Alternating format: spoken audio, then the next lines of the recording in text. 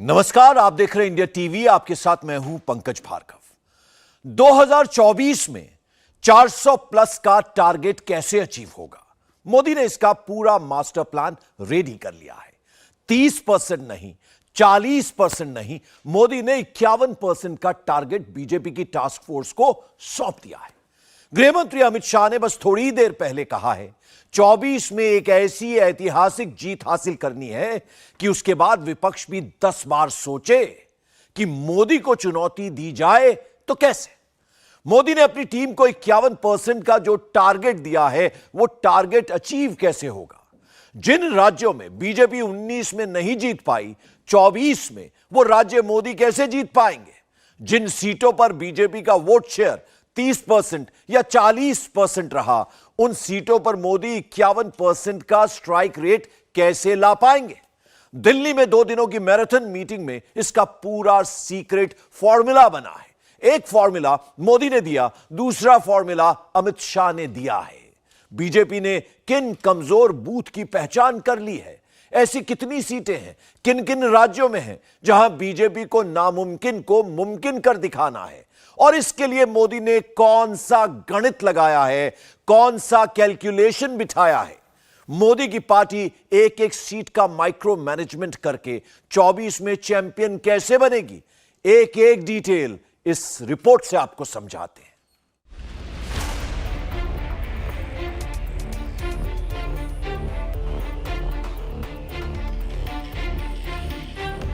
दिल्ली में शुक्रवार की रात 10 बजे बीजेपी ऑफिस से सिर्फ मोदी का काफिला नहीं निकला। नरेंद्र मोदी 24 में जीत की गारंटी लेकर निकले।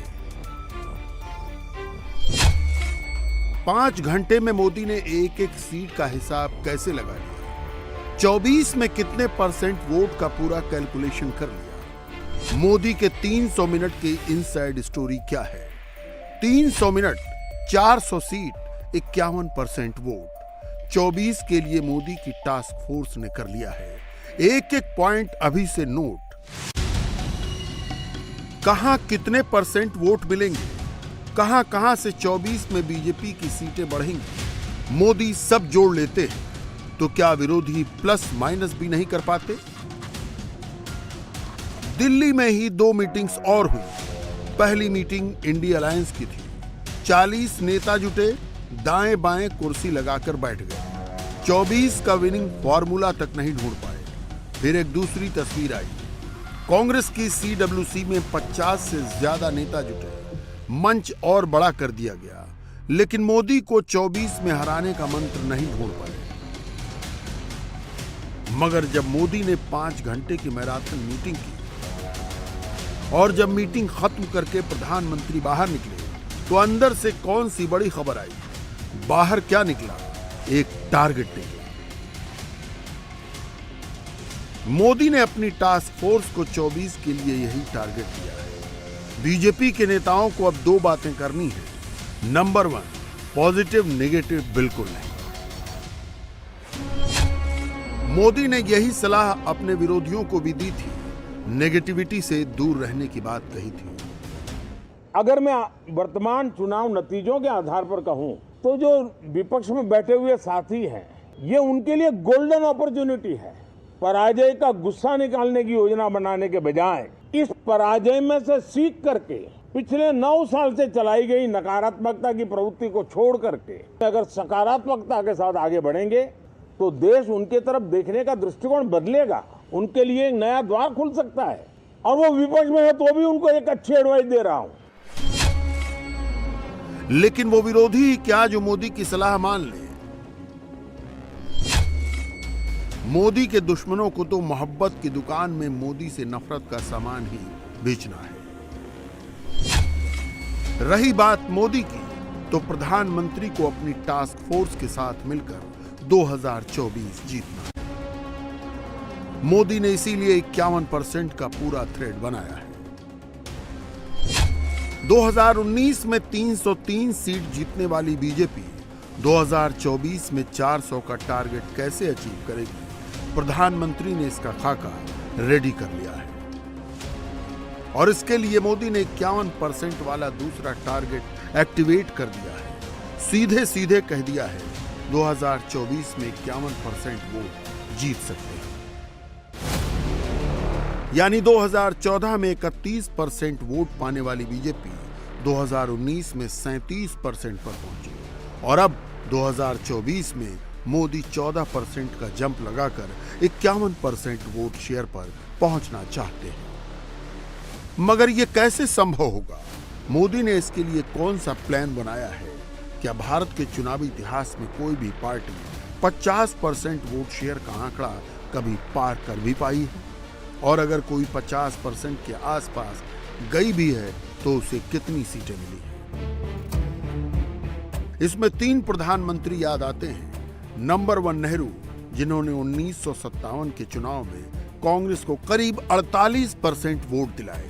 तब कांग्रेस ने 371 सीटें जीती। नंबर 2 इंदिरा गांधी, जिन्होंने 1971 के चुनाव में करीब 44% वोट हासिल किए। तब कांग्रेस ने 352 सीटें जीती। 50% के सबसे नजदीक जाने वाले पीएम थे राजीव गांधी, जिन्होंने 1984 में कांग्रेस को करीब 49% वोट दिलवाए और कांग्रेस ने तब 414 सीटें जीती। नेहरू के टाइम में देश में एक ही पार्टी का दबदबा हुआ करता था, यानी कांग्रेस। इंदिरा के टाइम में कोई स्मार्टफोन नहीं था। राजीव के टाइम में न कोई आइडिया था, न कोई सोशल मीडिया। बावजूद इसके कांग्रेस को जब 50% के करीब वोट आया, सीटें या तो 350 प्लस हो गईं या 400 के पार पहुंच गई।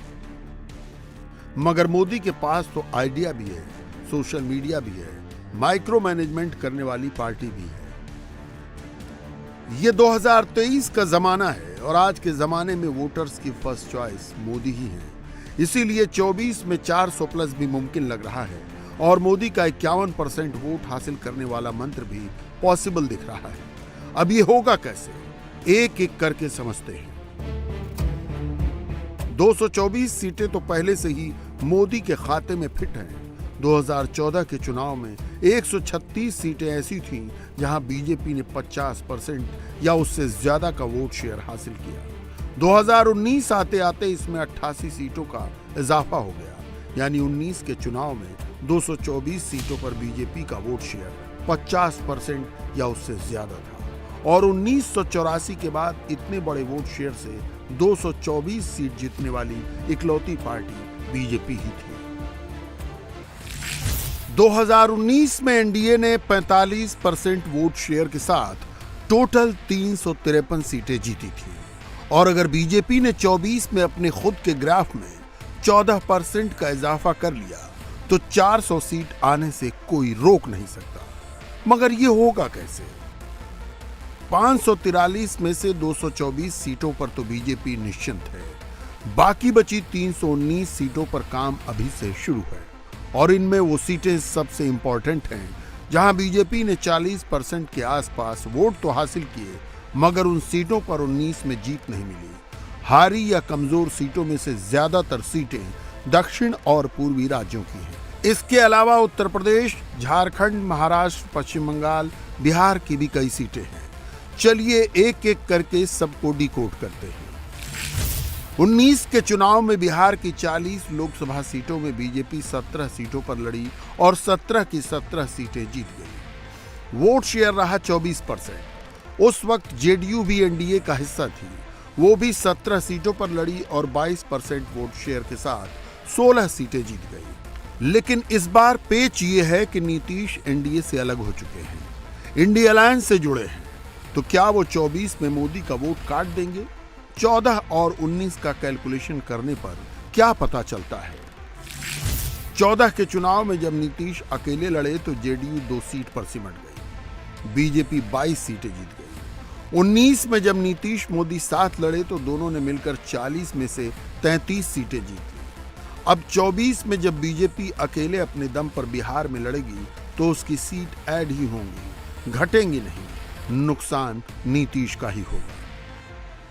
इसी तरह की स्क्रिप्ट महाराष्ट्र में भी लिखी जा सकती है, क्योंकि अब उद्धव भी मोदी का हाथ छोड़ चुके हैं, विरोधी गुट को ज्वाइन कर चुके हैं। 14 में जब ये दोनों साथ में लड़े तो महाराष्ट्र की 48 लोकसभा सीटों में से 23 बीजेपी ने जीती, 18 शिवसेना ने जीती, 19 में भी सेम टू सेम यही नंबर रिपीट हुआ। जब दोनों पार्टियां साथ थीं तो 14 में इनका ज्वाइंट वोट शेयर 48% था। 19 में यह बढ़कर 51% हो गया। मगर 24 में उद्धव इंडी अलायंस के साथ लड़ेंगे। ऐसे में मुमकिन है कि महाराष्ट्र में भी बिहार वाला हाल हो जाए, बीजेपी को बम्पर सीट मिल जाए, उद्धव को भारी नुकसान हो जाए। मोदी की पार्टी अगर 51% वोट शेयर हासिल करना चाहती है तो उसके लिए बंगाल और उड़ीसा पर ध्यान देना होगा।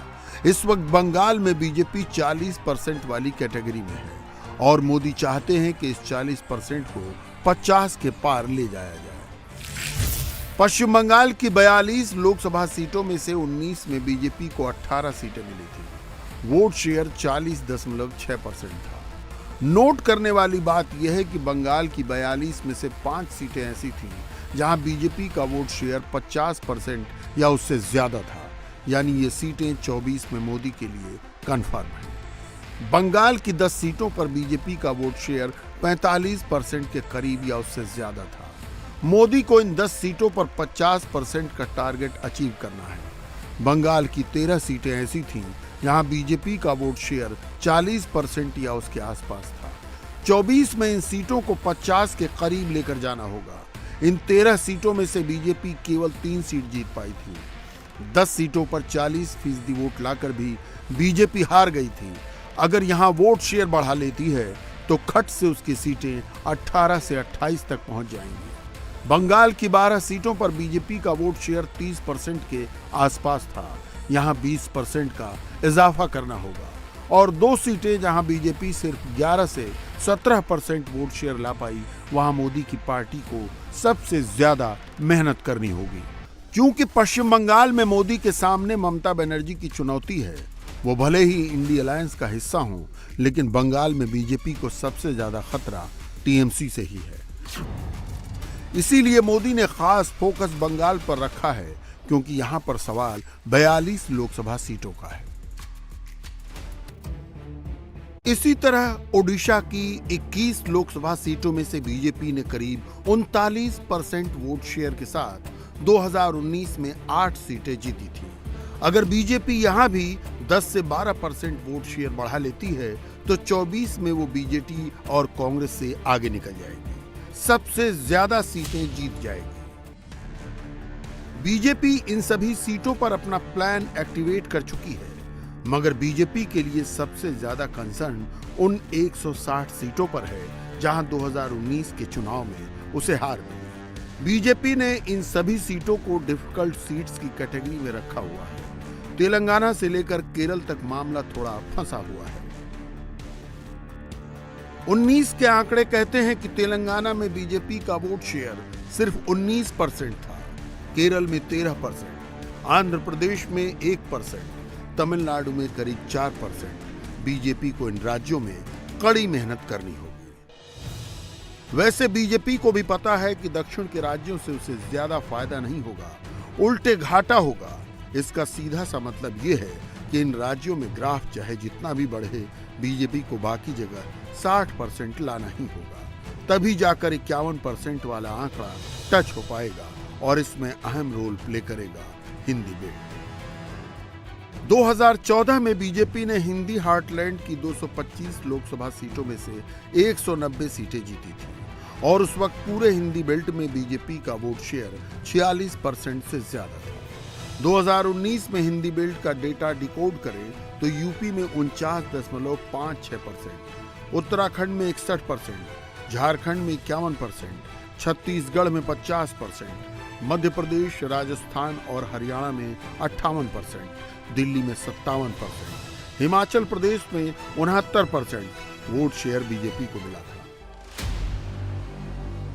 यानी हिंदी बेल्ट के 8 राज्य ऐसे हैं जहां बीजेपी या तो 60% के पार है या फिर उसके आसपास है, और जो राज्य 50% के करीब हैं उन्हें अपना वोट शेयर 10% बढ़ाना होगा। अगर ऐसा हो गया तो दक्षिणी राज्यों से होने वाले नुकसान की भरपाई की जा सकती है। सीधी सी बात है कि हिंदी बेल्ट की पट्टी में 60% प्लस अप्रोच करना ही होगा, तभी 24 में 51% का टारगेट अचीव होगा। उत्तर प्रदेश के मुख्यमंत्री योगी आदित्यनाथ इसीलिए अभी से मिशन मोड में जुट गए हैं। 2019 में यूपी में 62 सीट जीतने वाली बीजेपी अब 70 प्लस का लक्ष्य सेट कर चुकी है और इसके लिए मोदी ने अभी से योगी को टास्क सौंप दिया है। बीजेपी के मैराथन मीटिंग में अमित शाह ने भी यही कहा है, मोदी का 51% वोट शेयर वाला टारगेट हासिल करके रहना है, इसलिए पिछले चुनावों से सीख लेते हुए एक एक कमजोर बूथ की पहचान की जाएगी, वहां बीजेपी खुद को मजबूत करेगी। बीजेपी के चुनावी चाणक्य ने तो ये तक कह दिया कि अगले लोकसभा में प्रधानमंत्री को ऐतिहासिक जीत दिलानी ही है, ऐसी जीत जिसके बाद विपक्ष 10 बार सोचे कि वो मोदी को चुनौती दे तो आखिर कैसे दे। पश्चिमी उत्तर प्रदेश में योगी आदित्यनाथ ने एक ऐसी चाल चल दी है जिससे जाटलैंड की पूरी सीटें उनके खाते में आ जाएंगी। विरोधी मुस्लिम जाट का समीकरण बनाते रह जाएंगे और योगी मैदान मार ले जाएंगे। योगी को ऐसा कौन सा मंत्र मिल गया है, योगी को चौधरी चरण सिंह वाला कौन सा फॉर्मूला मिल गया है जिससे इस बार पश्चिमी यूपी में 100% की स्ट्राइक रेट से बाबा बैटिंग करेंगे। पूरी डिटेल इस रिपोर्ट में देखिए। जाटलैंड की 18 सीट पर लड़ाई, 24 में जाट वोटर किसका रखेगा मान।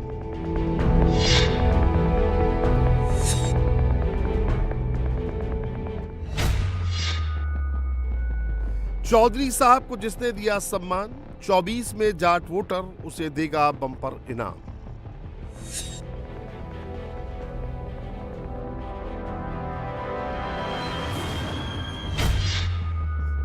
किसानों के मसीहा चौधरी चरण सिंह 3 राज्यों यूपी, हरियाणा और राजस्थान में जाट मतदाताओं के सबसे बड़े आइकॉन हैं, लेकिन उनका सबसे ज्यादा असर पश्चिमी यूपी में है, जहां 18 लोकसभा सीटों पर जाट मतदाता जीत हार तय करते हैं।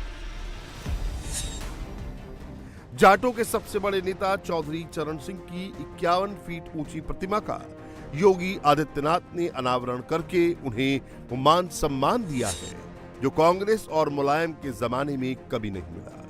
2001 में पहली बार चौधरी चरण सिंह के जन्मदिन को किसान दिवस घोषित किया गया था, तब भी यूपी में बीजेपी सरकार थी। ऐसे कार्य थे जो चौधरी साहब ने अपने समय में किसानों के साथ जुड़ करके अन्नदाता किसानों के जीवन में व्यापक परिवर्तन करने के अभियान को आगे बढ़ाया था। और ये हमारा सौभाग्य है कि सन 2001 में जब भारतीय जनता पार्टी की सरकार ही प्रदेश में कार्यरत थी, उस दौरान चौधरी साहब के इन सपनों को जमीनी धरातल पर उतारने के लिए चौधरी साहब के जन्मदिन को किसान सम्मान दिवस के रूप में हम मना सकें, इस दृष्टि से राज्य सरकार ने जिस कार्यक्रम को आगे बढ़ाया था, आज ये अपनी एक नई ऊंचाइयों को प्राप्त कर रहा है। वे स्वतंत्रता संग्राम सेनानी थे, अच्छे प्रशासक थे और एक महान किसान नेता भी थे। आज उनकी 121वीं पावन जयंती है। इस अवसर पर उनके स्मरण को नमन करते हुए मैं प्रदेश सरकार और प्रदेशवासियों की ओर से उन्हें विनम्र श्रद्धांजलि अर्पित करता हूं। चौधरी चरण सिंह को हरा रंग बहुत पसंद था। बीजेपी के झंडे में भी हरा रंग है। बीजेपी के लिए हरे रंग का मतलब किसान, चौधरी साहब का सम्मान और जाट नेताओं का मान है, जबकि विरोधियों के लिए हरे रंग का मतलब मुसलमान और तुष्टीकरण की राजनीति है। यूपी और हरियाणा के जाट नेताओं की पगड़ी और टोपी भी अगर आप देखेंगे तो उसमें हरा रंग ही मिलेगा। जाट किसानों की पगड़ी टोपी देखेंगे तो उसमें भी हरा रंग मिलेगा। पहले के लोगों ने क्यों नहीं दिया? पहले की सरकारें गरीब को भूखों मार देती थी, बीमारी से मार देती थी, मकान के बहाव में मार देती थी, कुछ चुनिंदा लोगों को मिलती थी, युवाओं को नौकरी नहीं मिलती थी, और कावड़ यात्रा निकालने की कोई बात करता था तो झूठे मुकदमे ला देती थी। आज तो कावड़ यात्रा भी निकल रही है और अयोध्या में राम मंदिर का निर्माण भी हो रहा है। मैं विकसित भारत संकल्प यात्रा में चौधरी चरण सिंह जी की पावन जयंती के अवसर पर एक और आपका अभिनंदन करता हूं, चौधरी साहब को विनम्र श्रद्धांजलि अर्पित करता हूं। चौधरी चरण सिंह को किसने दिया धोखा? अजीत सिंह को सीएम बनने से किसने रोका? जयंत चौधरी 2024 में जाटों से अखिलेश के गठबंधन को वोट देने की गुहार लगा रहे हैं। उन्हीं के साथ मिलकर चुनाव लड़ रहे हैं। लेकिन यूपी का जाट 1989 के उस धोखे को कैसे भूल सकता है, जब मुलायम सिंह यादव ने चौधरी चरण सिंह को सबसे बड़ा धोखा दिया, उनके बेटे अजीत सिंह को मुख्यमंत्री बनने से रोक दिया और वीपी की मर्जी के खिलाफ खुद मुख्यमंत्री बन गए। ऐसे में सबसे बड़ा सवाल यह है कि पश्चिम यूपी के जाट क्या जयंत चौधरी वाले उसी गठबंधन का साथ देंगे जिसकी अगुवाई मुलायम के परिवार के हाथ में है, या बीजेपी वाले गठबंधन का साथ देंगे जो चौधरी चरण सिंह का सम्मान कर रहा है।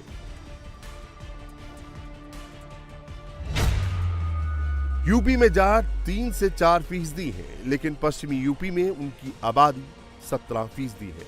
18 लोकसभा सीट और 120 विधानसभा सीटों पर जाट वोटर प्रभावी है।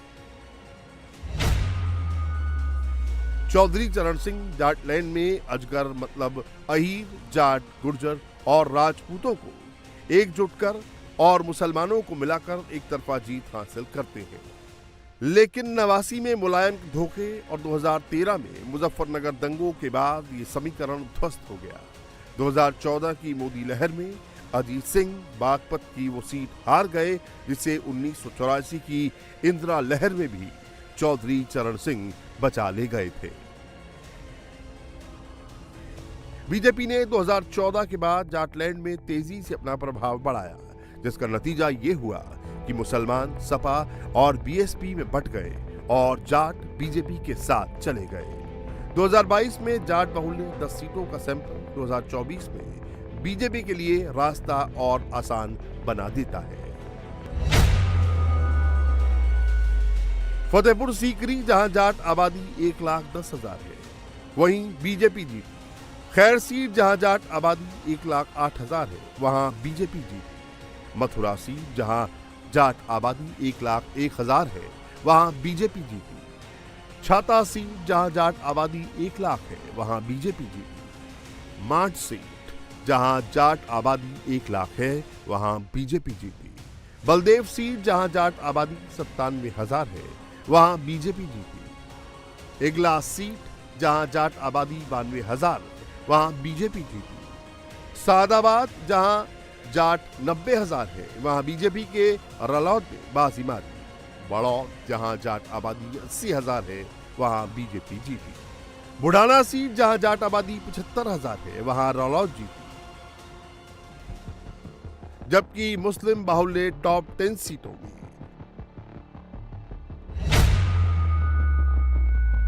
कुंदरकी, मुरादाबाद देहात, स्वार, मटेरा, अमरोहा, चमरोहा में समाजवादी पार्टी जीती और सहारनपुर नगर, धौलाना, मुरादाबाद शहर सीट बीजेपी जीती।